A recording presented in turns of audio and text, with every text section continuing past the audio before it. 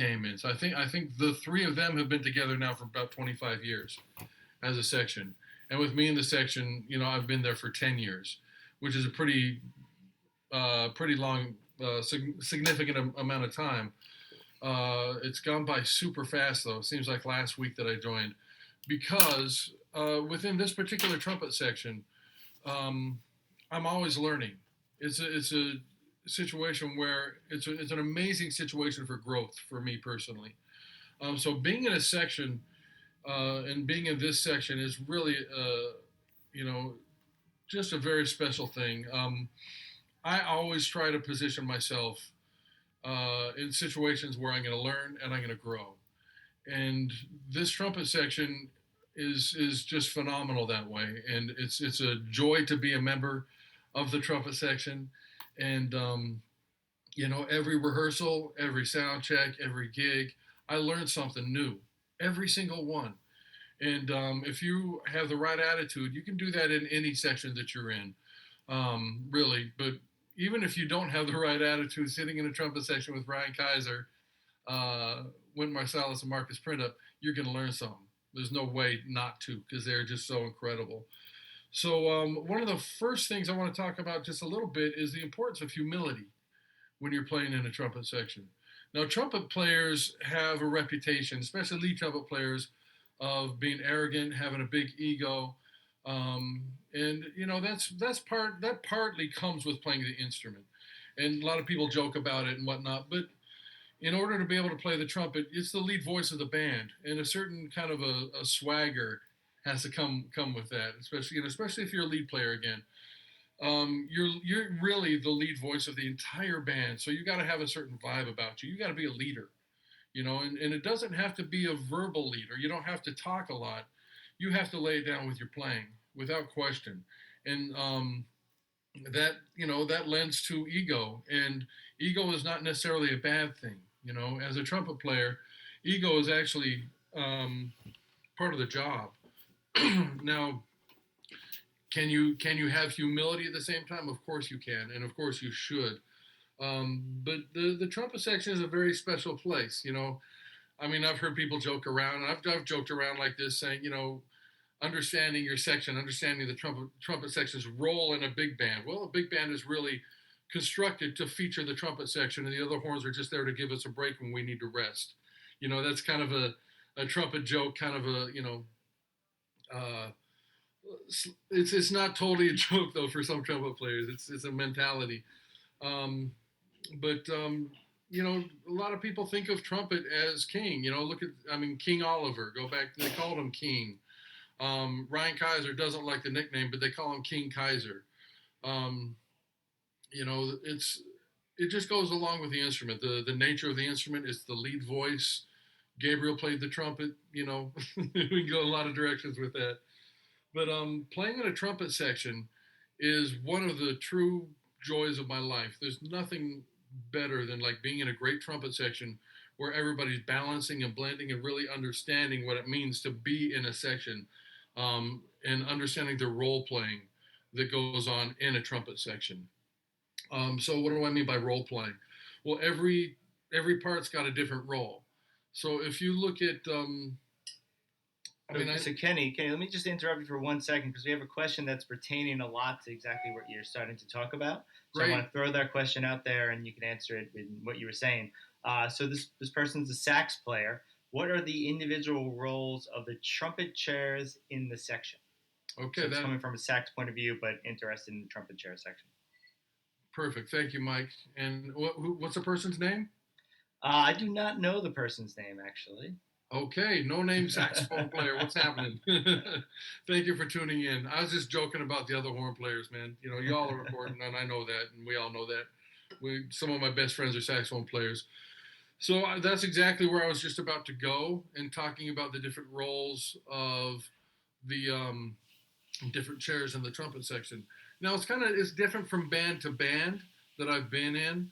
Um, but I can speak in a general sense, and also specifically with the Jazz Lincoln Center Orchestra.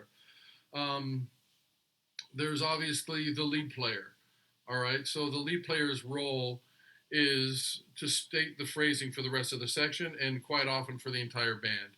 So Ryan Kaiser is our lead trumpet player, and there's nobody better. He's absolutely phenomenal. And part of playing lead trumpet is playing in the upper register. And that is not an easy thing to do. To do that day in, day out, all night long on a gig, it's a challenge. It's very difficult doing that. And that is an important part of playing lead trumpet is having a strong, consistent upper register. All right, so that's the first part that most people think about when they think about playing lead trumpet. But to me, that actually is not the most important part. And I can explain why in a minute. But to me, the most important part of playing lead trumpet is phrasing, musicality, and nuance. When I play with a great lead trumpet player like Ryan Kaiser, um, I know he's going to phrase things as musically as possible at all times. And that is the thing that I love about playing with Ryan. Um, to me, the lead trumpet role is about that. It's about phrasing. It's about playing with good pitch. It's about nuance and consistency. So, as a lead trumpet player, if I've been in many situations where I've played lead trumpet, I always focus on those things first and foremost because I'm not an extreme high note player. I have good range, but there are plenty of guys who can play higher than me. But yet, I still have gotten called over the years for many situations where to play lead trumpet. And why is that? Well, it's because I play consistently. I always think about the music first, and I'd like to think that I have a good sound and good pitch. I don't think I have a good pitch. I actually do have very good pitch, and we can talk about that as well. Pitch isn't just playing A440 all the time. You know, playing in tune means being in tune with other people when you play, and matching people around you. And I'm going to get into that as well. But as a lead trumpet player, those things are all very important, and that's why I've gotten called to play lead trumpet. It's not because I can play double C at the end of a chart. That's something that I can't do. And where some people get confused, they hear that and they go, wow, he's a great lead trumpet player. I think that's what lead trumpet playing is all about, and it isn't. That's the thing that most people notice because it's showing off. It's very impressive. So people hear that and think that's a great lead trumpet player. Well, that's not what lead trumpet playing is truly about. And the ones lead trumpet players who have longevity in their careers are the ones who focus on the music first and foremost. And back to Ryan Kaiser, one thing that makes Ryan such a great lead trumpet player is the fact that he is a great musician. He plays with all kinds of nuance. He understands the music on another level. He knows when to do certain things because he studied the great jazz players in history, people like Kenny Dorham, Dizzy Gillespie, Clifford Brown, Booker Little. Ryan understands the music on a much deeper level than most people. He's also very conscientious.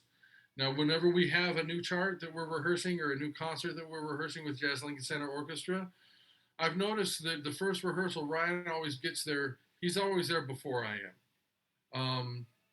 He's there set up looking at the music. He's not practicing it on the horn. He's looking at it and practicing it in his mind before we play with the entire band. All right? So by the time everybody gets there, gets set up, warmed up, and ready to go, Ryan has already played through every chart in his mind a couple of times. So when it comes down to when we actually sight read, for most of us, we're sight reading it for the first time, Ryan knows what he's going to do. He's prepared. He's done his homework. And he's very conscientious that way and doesn't waste time getting to the music. So by the time we are all sight reading the music together, Ryan knows, for the most part, knows exactly where he's going to breathe. He knows exactly what kind of nuance he's going to put on what phrase. He knows exactly where he's going to cut notes off. All those things that we got to do in a trumpet section, Ryan is ahead of the game. And so from the get-go, from the first time we play it, he's already got that figured out, And then as we play it, when we play it down the second time, if he's consistent about everything, sometimes he changes his mind, and that's of course a lead player's prerogative. They can change their mind up until the time of the performance, and um, Ryan generally knows what he's going to do from the get go. And if he changes his mind, it'll be like the second time we do it. And from that point on, he's pretty much 100% consistent every time we play it in terms of the kind of vibe he puts on it, the nuance, the if he puts a shake on a note, exactly where he cuts a note off, um, the kind of vibrato he plays with, all the musicality stuff, all the nuance. If he's going to bend into a note, put a little grease on it, or whatever he's going to do. Um, and that, to me, that's what makes Ryan such a great lead trumpet player and so much fun to play with. And I think Marcus and Wynton would probably say the same thing. Um, he's just got such a high level of musicality and integrity as a trumpet player and musician. It's just a joy working with him. So that's the role of the lead trumpet player. You got something Kenny, for me? yeah, I do. I have something for you regarding a lead trumpet player. But before we get into that question, I just want to remind everyone to just stay respectful in the chat. We have a lot of chats popping up. There's a lot of people here, so just remember to respect everyone that's in this session. So Kenny, the question for you regarding the lead trumpet is, what would you say is the most important qualities are of a lead trumpet player, both in regards to playing and communicating with others? Okay, thank you. Well, that's kind of what I was just talking about. Yeah. Um, the most important qualities in playing and communicating with others. Ryan, in terms of communicating, Ryan doesn't say much. He doesn't. He's not. He's not a talker. For Ryan, if he has to say something, um, you weren't listening when he was playing. And so Ryan really doesn't say much. If there's something you're not hearing that he's doing, that he where he does have to speak, he really doesn't want to have to, but he will. Um, every lead trumpet player is different. Communication is very important. Ryan does it through his playing. Sometimes, and Wynton as well. Wynton doesn't want to have to tell you how to play. He wants you to just be able to do it and understand how to follow the lead trumpet player. Wynton doesn't tell Ryan much at all. Now it's an interesting relationship because Wynton is the band leader, but at the same time, Wynton is playing fourth trumpet. So in terms of the roles in a trumpet section, if you look at the hierarchy, look at it in those terms, he's actually the low man on the totem pole in terms of hierarchy in a standard trumpet section. But he's also the band leader. So it's a very interesting role that Wynton has in the trumpet section. But Wynton doesn't really tell Ryan how to do anything playing wise. Wynton respects Ryan so much that he just trusts him and follows him. So, but in terms of communication, different band leaders, different lead trumpet players do it in different ways. Um, for me, when I'm playing lead, I've played lead on some different Broadway shows. The last Broadway show that I did in New York was featured Sutton Foster and Joel Gray. It was called Anything Goes. And it was a lead chair and with some solo work as well, which is why I got hired for it, because I could do both. And the solo work was specifically on the plunger, playing plunger with the trumpet. So I have a bit of a reputation for being able to do that. So I got called to play lead on that. Now, for me, the way I communicated um, as a lead player with the rest of the section was, first of all, when the contractor called me and asked me who I wanted in the section with me, I chose people that I knew that I could learn from and that I knew would be respectful of me and follow the way I played and that I got along with and had a rapport with. So so I knew that there wouldn't be any issues in terms of us communicating and working together. So that's the first step to being able to communicate. You want to work with people that you're going to be able to work with. The next thing is once I had it exactly fine-tuned to how I wanted to play that show, I marked my part. I marked every articulation. I use a pencil. I always have a pencil with you when you're in a section, any section. Mark your parts, make them clear, and don't overmark your parts. I've seen parts. I remember seeing a student band, high school band, one time I went and I looked at the trumpet section parts, and you could barely see the music. They had so many marks on them. So we want to mark our parts, but we don't want to overmark the parts. There are parts that had been marked and then crossed out, and it was just ridiculous. when I do a Broadway show, I make my part as user friendly as possible. So if I have a sub coming in to cover for me, there's no question. Their mind doesn't have to process all the extraneous marks that are there and where things are crossed out and trying to understand in their mind why is this crossed out and to see what it is this crossed out. It's too much to process. You don't want to have to process anything extra. So I make sure that all my parts are very meticulously marked with no extraneous marks. I actually use whiteout to get rid of extraneous marks if I need to, if I can't just erase it. You know, dashes and dots over the top of notes, all that kind of stuff. I don't like seeing extra stuff. I don't want my mind to have to process. I get too distracted too easily, anyways. You know, so I don't need extra things. So that's one of the ways that when I play lead, I mark my parts so it's very clear. This note is off on the and of three, not off on three, not off on four. So it's minus 3.5. I actually write above the note. So all of my parts are always very meticulously marked, especially when I'm playing lead. I do the same thing in the Jazz Lincoln Center Orchestra. I play second trumpet in that band. So I'm going to jump over now. I think we have a good idea of what it means to play lead trumpet and the responsibility that carries with it. Um, when I work with students, and I do this because I've got a son who loves cartoons and superhero movies, you know.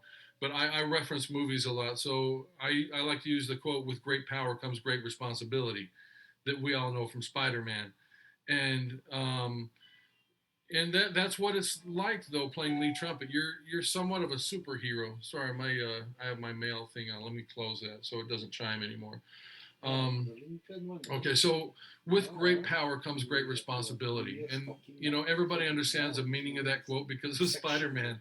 And playing lead trumpet, you're like an action hero, man. You're like a superhero because you've got a very specific, very difficult job with an incredible amount of responsibility.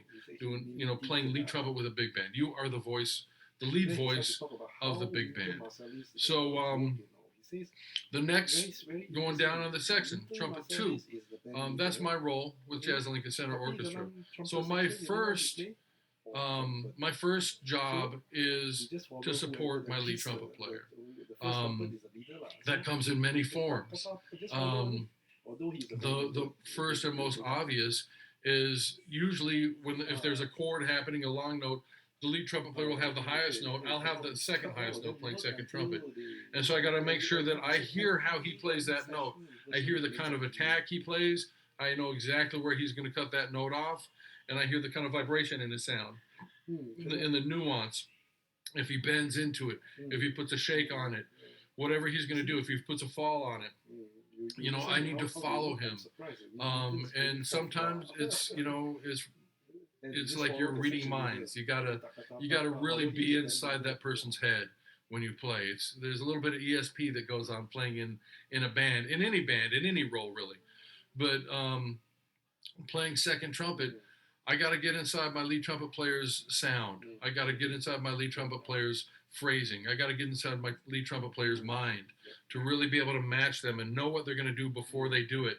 And if you are lucky to be in a role where you're playing second trumpet and you have a great lead trumpet player who is consistent, then that makes your job a lot easier. So matching all that nuance, matching the vibrato down to the waver, all that kind of stuff makes a difference. When you got a full trumpet section, four people doing that together, man, it's unbelievable. It's almost like a spiritual experience. It feels so good to be a part of that. You got something for me, Mike? I saw you on mute. I do, yeah. I think we have something. We have a question pertaining to what you're talking about, a little different spin. So here's the question: when splitting lead, do you ever double up on first trumpet? If so, how do you know when it's the right time to give more power to the section? What calls for it? That's a great question, man. Thank you. Well, in our section, we don't generally split lead.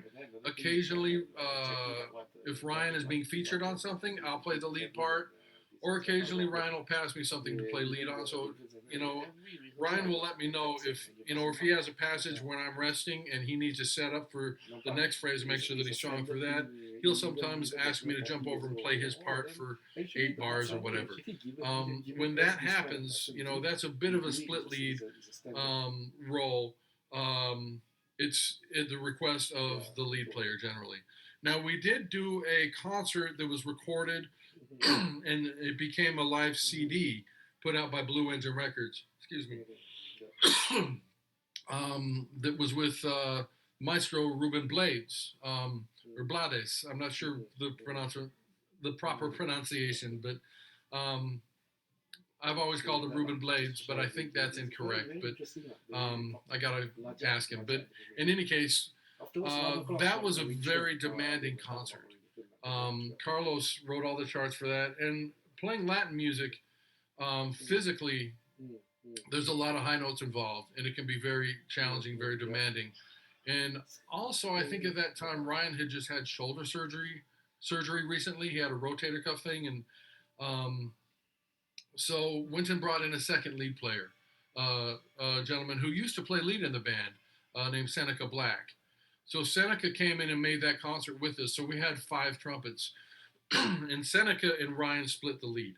So in that instance, basically Ryan was the primary lead player, and so Ryan chose what he wanted to play and what he wanted to lay out on, and whatever Ryan wanted to lay out on, Seneca played the lead. So because it was all four-part harmony, so we couldn't just split the first and second chair to do it because it was very dense, the way Carlos orchestrated and wrote things. So we needed an extra trumpet player to be able to split the lead. And Seneca is a fantastic player. He knew everybody in the band already, and it was a fun hang. So split lead, it happens different ways, but generally when there's a split lead chair, there's still a primary lead trumpet player calling the shots, saying, "I'm going to play this. I want you to cover this for me." We did it on another concert as well that got released on Blue Engine, where we played Black, Brown, and Beige. Winton brought in a student trumpet player who's since graduated from Juilliard. Jonah, what's Jonah's last name? I'm drawing a blank all of a sudden. Terrific young trumpet player. But Winton wanted to give him a shot. He came in and covered a rehearsal, so he came in and was part of the gig, and was able to kind of spell Ryan here and there because that was a demanding concert as well. So that's more or less the role of a split lead player when that happens, but there's still a primary lead player even when there's a split lead player. So back to what I was talking about with the second trumpet. Again, my main role is to support my lead trumpet player, to follow exactly what my lead player does. Now, also part of the role, like Mike just brought up with that question, is to play some lead when needed. Occasionally, Ryan might be tired, or Ryan might have a feature where I need to step in and play lead, or whatever the situation is. I got to be ready for that. I got to be ready to lead the section from time to time, and that happens on all three chairs actually. And sometimes arrangers will actually write things, especially in this band, where you've got arrangers who are in the band who know everybody's playing so well. A lot of the arrangers will say, "I'm hearing Marcus Printup's voice on this section. I'm hearing Winton's voice. I'm hearing Kenny's voice. I'm hearing Ryan's over the whole band." They'll pass the lead duties around throughout the section. So, that's part of the role in this band is you got to be ready to step up and lead, play as a lead player at any given time, depending on who's writing the chart. You got something for me, Mike? I do. I think it's a good segue into this question. It's like you know the questions without even seeing them.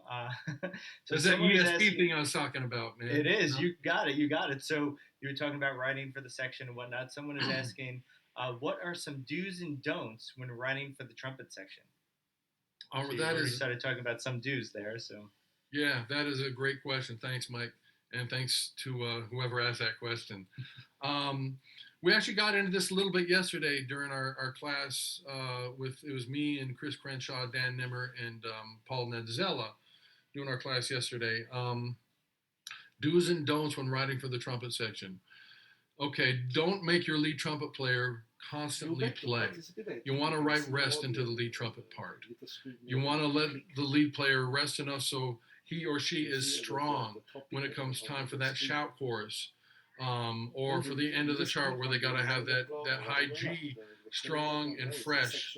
So background figures, like behind soloists, that kind of stuff. Let the lead trumpet player rest during those. That's very important.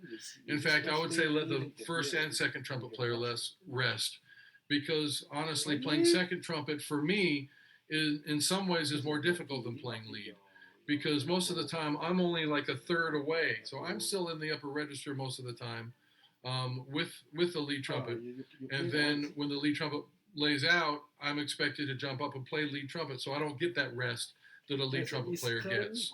So I would say, when you're writing for a big band, the first and second trumpet, let them rest whenever possible. Um, and give the lead to the other. The other members of the section are perfectly fine to play lead when need be, and they've also been sitting in the lower register all day, so they want to play in the upper register, just to get that workout and get that time on their chops, and they're capable of it, and they're not tired from doing it all day just playing their parts. So those are kind of the do's and don'ts, the most important do's and don'ts for writing for trumpet section, in consideration of who's playing lead, first, second trumpet versus third and fourth trumpet. Another thing is, it's a pet peeve of mine when somebody writes pads for trumpet players. Pads meaning long notes to play chords, block chords. Um, People think it sounds cool because they can do it in Finale or Sibelius and hear it on their computer, and that's the sound they want to try and get. Don't write for live people based on how a computer sounds. Um, Trumpet is an instrument where endurance is a factor. Saxophones, woodwinds, as well, but not as much as brass instruments. Trumpets, trombones. This mouthpiece is metal. You're pressing this metal against your lips, against flesh. The flesh is only going to last so long. So endurance is a factor when you're writing for brass instruments. And that's one thing that's become a bit of an issue, especially since computers have come into play for orchestrators, because a lot of young up and coming orchestrators get used to writing for a computer and not for the live instrumentalist. So don't write pads for brass players, especially trumpet players. Um, those work great for woodwinds, for saxophones if you want that sound. That's a little bit of a pet peeve of mine, but it's a pet peeve for a reason, because you write pads for the trumpet section, they're playing long notes the whole time. There's a very famous, well-known composer, arranger, orchestrator for big band, who I'm not going to mention, who writes pads all day long for brass in bucket mute, and you're holding long tones all day, playing this person's music, and then you got a shout chorus you got to play, and your chops are shot because you've been playing long tones and sustaining long notes, and long tones, especially long tones and a bucket mute, or it's just exhausting. It wears you out, so you're good for nothing else the rest of the day. So when that shout chorus comes around, you got to bring in another trumpet section to do it sometimes, because it's just not conducive to trumpet playing.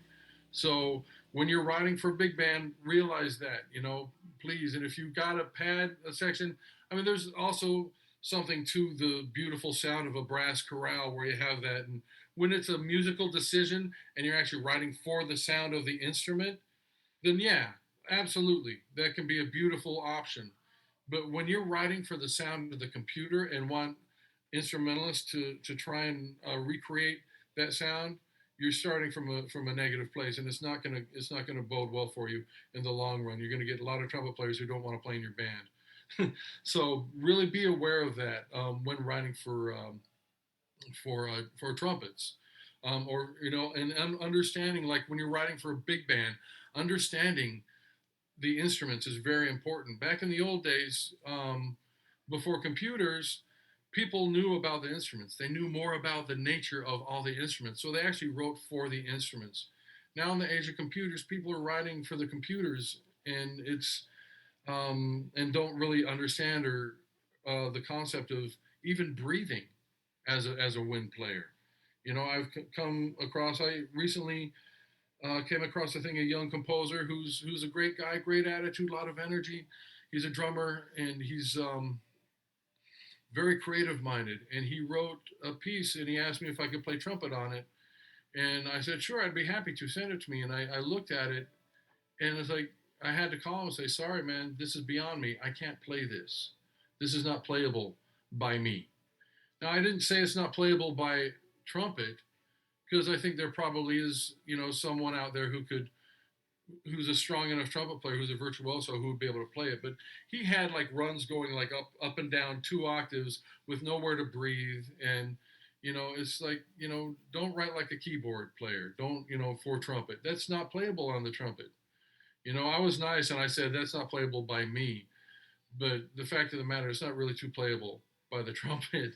So be aware of the instrument that you're writing for when you're writing. Especially young players, know that the instrument has limitations. And don't ever write. Another one is don't ever write for muted trumpet, specifically bucket mute or harmon mute. Well, really any mute in the upper register, anything above a high C. It doesn't. It just doesn't sound good. It doesn't speak well. It doesn't play in tune, and it's not going to project. And the trumpet players are going to work their butts off to play that for you for very little to no reward or effect. And then again, that digs into their chops. And so when it comes time for that shout chorus, it's actually important.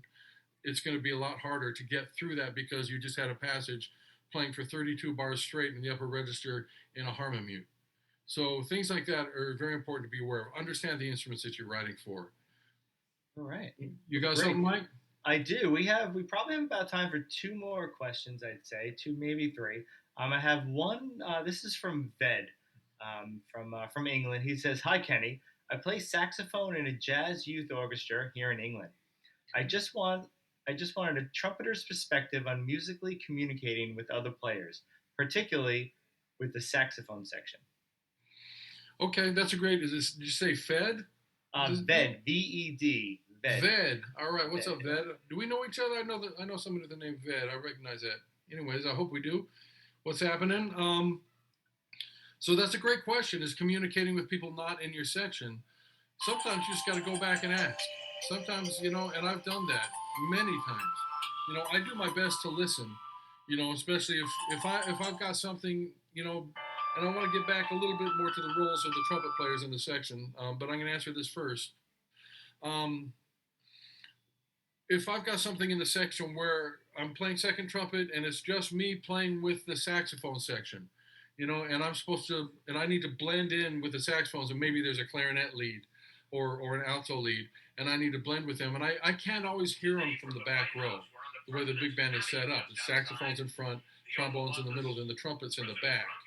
So I can't always hear what's going on in the saxophone section. So a lot of times when that's happening, many times the trumpet is the lead voice. Um, and so it's really up to the saxophones to listen to the trumpet and blend and balance and match the lead voice. Now, and that's a lot easier for saxophones to do than for trumpets to do with the saxophones if there's the lead voices in the saxophone section. So with that, if there's a question from a saxophone, should always communicate and speak to the person, go back when there's a break and talk to the trumpet player, excuse me, that you're working with. But for me, sometimes there's things with the saxophone section where I don't have the lead voice, and I got to tuck my voice inside of the saxophone section, or if there's a clarinet lead, whatever the case is, to blend with them from just being, on the other, in the back of the band, and it's hard for me to hear exactly where they're at. I'll be conscious of it first and foremost, and if and sometimes we'll actually work it out in the rehearsal and stop the band and say, hey, let's work on this so we get a balance. I can't quite hear you guys, so I want to understand my role. So it's very important to understand your role within the entire band, especially as a trumpet player. And, I've gotten together with Sherman Irby more times than I can count when I have something, or with Ted Nash when I've got a passage and I'm playing with them. In the trumpet section, it's just one trumpet. And I'll just get, during the break on a rehearsal, I'll just go sit next to them and work it out and play with them to make sure that we've got all the nuance together. We've got the articulations together. That's a big thing, is knowing how to articulate things, which notes to accent in a phrase. Make sure that we've got the nuance worked out together. So sometimes you got to isolate it and do it just one-on-one. But that's a great question, and it's important because that's part of my role as a second trumpet player. That comes up in all of our parts from time to time, where we need to balance and blend with the reed section, and sometimes the clarinet will have the lead voice for the whole big band above the lead trumpet. So we got to listen for that. We got to be aware of that and make sure that we are in tune with that. Um, Before we take another question, I would just like to briefly talk about the other roles in the trumpet section. So I talked about first trumpet, I talked about second trumpet, third and fourth trumpet. I can kind of lump them in together because I don't want to leave them out. All of our role is to uh, balance, blend, and match our lead trumpet player, to follow the lead trumpet player, follow the leader. That's the most important role for any of us. We also got to be aware when we need to balance and blend with other sections. Quite often, the fourth trumpet part will have something with the trombone section, and we'll actually, Winton plays fourth in the section, so he'll actually be playing like first trombone. He'll have the trombone section with Winton on top of it as a balancing thing. So you got to be aware wherever you're at, who you're playing with at all times, and understand that you got to balance and blend and lead at times. Now in the trumpet section, now I love this section for this reason. I've always thought of the trumpet section as being like a pyramid. You want to the bottom of the section, you want to have a big, wide, broad tone. All right. The next going up the pyramid, the tone's not quite as broad, but it's still a big, broad, beautiful sound and a supporting sound. Then going further up, same thing. It's not quite as broad. It's a little more poignant. Then when you get to the lead voice, the top of the pyramid, you're very poignant in how you play. You want to have a little bit of a brighter sound. So the trumpet section is like a pyramid, and our section is exactly like that. Winton has the biggest, fattest, broadest sound I've ever heard on the trumpet. And Marcus Printup is second only to Winton probably. And Ryan has got playing lead trumpet, he's got a very poignant, direct sound. His sound gets out there. And it's a little bit brighter. He changes his setup for playing lead trumpet because it's got to be brighter when you're playing with a whole band. It's got to project. So my role as the second trumpet players, I got to fit in within that pyramid of sound. So I got to make sure that I've got that poignancy to it, so I can match and support Ryan. But I still got to fill out my section of that pyramid to make sure it's as full a section as possible. And so it's very important to understand that if you're playing in a trumpet section, how to have a truly balanced section. So I wanted to get that point across before taking any more questions, because that's very important playing in a trumpet section, to understand how the section needs to balance. Oh, that's great. Yeah, it's definitely important to get that all out there. The next question, and I think we'll have this as our second to last question, is from Andrew, and it's keeping with the section themes and supporting other sections. As a drummer, what qualities, things do trumpet players look for in their drummers being in a big band? All right, great question, Adam. I know another Adam. Andrew. Oh, Andrew. Sorry. It's okay. I thought I said Adam. Andrew, great question, man. So you're a drummer, I take it. The most important roles in a big band, it's a trilogy. Drums and bass, number one. The connection between the drums and the bass hooking up, that's the most important thing in just about any band I've ever been in, regardless of genre. Drums and bass and lead trumpet. The connection between lead trumpet and drums is the most important connection for the entire band, in relationship like the horn players with the rhythm section. The rhythm section, they set the time and the pitch for everybody, and it's the hookup between lead trumpet and drums.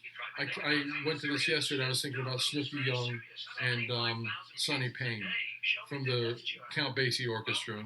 That hookup is classic. In any band, the lead trumpet sets the phrasing for the band. Lead trumpet is the one who says this note is off on 4. They set all the nuance, all the phrasing. I've talked about all that already.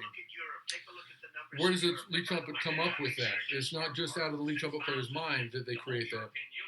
It's the lead trumpet player's connection with the drummer and how they play together, the phrasing. So, and this is important for everybody in the band to listen to the drummer. The drummer is the conductor of any big band. I don't care if there's somebody out there waving their arms or not. as a conductor. The conductor of a big band is the drummer. You listen to the drummer. It's unspoken most of the time, but you listen to the drummer for the time, for exactly where's the drummer placing the eighth notes. Are they triplets? Are they straight eighth notes? Are they somewhere in between? Quite often in jazz, it's somewhere in between, and it's a little bit vague until you hear it. When you hear it and you listen to the ride cymbal pattern that the drummer is using and playing with, that's what I mean by conducting. You listen to that ride cymbal pattern and you follow the placement of the eighth notes with a drummer, and it's crucial in a big band that everybody listens to that. And it starts with the relationship between the drummer and the lead trumpet player. So I go back to Sonny Payne and Snooky Young with the Count Basie Orchestra. The two of those guys, they were in perfect synchronicity at all times. I never heard anything they did where they weren't in complete sync with everything that they did as musicians. So, but that to me, that's the trilogy of the big band: the relationship between the bass and the drums, and the bass and the rest of the band, because the band gets their pitch and their 4/4 from the bass, and the relationship of the bass and the drums, and the drums and the band, the placement of the eighth notes with the drums, and the dynamics. Dynamics are key with the bass and drums. And when you think about the broader scheme of things with the roles in the big band, you think about the bass and the drums, just that relationship. You've got the highest pitch instrument of the cymbal and the lowest pitch instrument of the band in the bass, negotiating constantly. You got potentially the loudest instrument in the drums and potentially the softest instrument in the bass, negotiating volume, especially if the bass isn't using an amp, which I encourage young players to not use an amp, because for many young people and many professionals too, when you rely on the amp, it becomes like a crutch. And so for young people learning the bass, I would never teach a child to walk using crutches. You want them to develop their sound, and you also want the band to start to play softer and listen to the nuance from the drums and bass. And you don't want a bass player to get carpal tunnel syndrome or tendonitis because they're having to overplay because they're not using an amp. So it's a balance, but at the same time, you want them to develop their sound, and you want everybody else to develop their hearing and how they listen to the drums and the bass. But that relationship you mentioned between drums and lead trumpet is crucial to any band. So that's a great question. Thank you. I could talk for hours on drums and bass and that, but I'll stop there. So, All right, great. No, thanks. That was a great detailed answer to that question. We have our last question, and I hope it's a good one to end on. Any tips? This is from Madison. Any tips on getting where you are now? Madison, what's up? Yeah, tips on getting to where you are now. I think what you're asking is tips on how to have a successful career in music, right? I think Um, that's it. I actually led a panel discussion. In fact, I did a video for the trumpet players that's going to be coming up for this camp talking about that very thing. I did a panel discussion for Jazz Lincoln Center for the Jack Rudin Festival, which is a college version, basically, of Essentially Ellington that we started this year. I think it was in January. In the panel discussion, we had myself. I was asked to lead it by Jazz Lincoln Center, um, but it was myself, Camille Thurman, Bijan Watson, great trumpet player from LA, and the world famous guitarist Mark Whitfield. And we each shared our stories, like how we, came up through the ranks, our stories going through high school, college, professional career, moving to New York. Um, and at the end of each story, I noticed there were three things, actually four things, that all of us had in common. And the first one I'll mention is building relationships. Along, through your life and through your career, be it a high school career or a professional career or anything in between, you're meeting people, you're making relationships with people, um, you're building on those relationships, and some of those relationships are going to last your entire life. So it's very important to understand that. And as you go through as you follow your own path, um, be respectful of those people, because you're going to end up working with them for your whole life, and you want to get along. So building relationships is very important to understand the importance of that, not only personally but professionally. Now I have my own nonprofit organization. The members of the board, or most of the members of the board, and our director of programming, they're my best friends. They're people I've known since high school. Now they've all gone on and had successful business careers or whatnot, but we're still friends. And now we've built an organization together. So relationships are important. All right, pay attention to the relationships you have with people. All right. Now the other three things come down to very simple, very basic things. Number one of these three things: be on time. Show up on time for everything. On time doesn't mean you show up at 7:59 for an 8 o'clock downbeat. It means you're there at 7:30. You're there half an hour early for everything: rehearsal, gig, sound check. Be on time. It's a very simple thing, but it's something that a lot of people aren't capable of for some reason. And for me, and I used to be one of those people, so that's why I feel I can speak on it. Because I get to a gig, I pull my trumpet out of the case, take my mouthpiece out, put it in, and boom, I'm ready to go. It takes a minute, so I can get there at 7:55 for that 8 o'clock downbeat, and I'm cool. But it's not about me. You got to think about the contractor. You got to think about the band leader. You got to think about the bandmates. You got to think about somebody outside of yourself, and realize your band leader is stressed out until everybody's there. So if you're stressing people out by showing up last minute because you can and it's about you, you're not going to get called again for that gig. You want to make your band leader comfortable. Be there half an hour early. So be on time, number one. Number two of these three things: play your butt off. Do your homework. Be prepared. Create good habits for yourself. The good habit of being on time. Create good practice habits. Master your instrument. Be able to play anything put in front of you as well as you can, and preferably as well as it can possibly be played. So play your butt off. Number two. Number three, actually, this is number four. The final thing is, which goes back to the first thing in building relationships, is be respectful of other people. Be cool. Get along with people. It's as simple as that. If you can't get along with people, you're not going to get hired. You're going to build a reputation. And, all of these principles can apply to one gig or can apply to an entire career. You look at it in the bigger scheme of things, or in the microcosm, is that a word, of it, where it's just one gig. But if you show up on one gig, you have a good relationship with everybody there. You walk into the room, you greet everybody, go through everybody, say hi, shake people's hands. Once we're able to shake people's hands again, you're friendly. You're building positive relationships. You're on time. You play your butt off, and you're cool. You're easy to get along with. You're going to get hired again by that band leader from that one gig. And through that one gig, that leads to another gig, that leads to another. And that's when you build a reputation. And when you build a reputation of positivity, you're going to have a good career. And you'll have nothing to worry about. So it comes down to those things, man. All right, great. Thanks, Kenny. I think that's about all we have time for today. So I want to thank everyone so much for tuning in to today's session and for being a participant in our Summer Jazz Academy.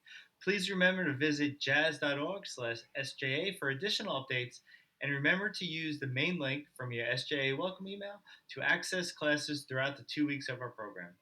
Thanks so much, everyone, and have a great day. Thank you all. Thank you, Mike, Adam, Megan. Zach was on here earlier.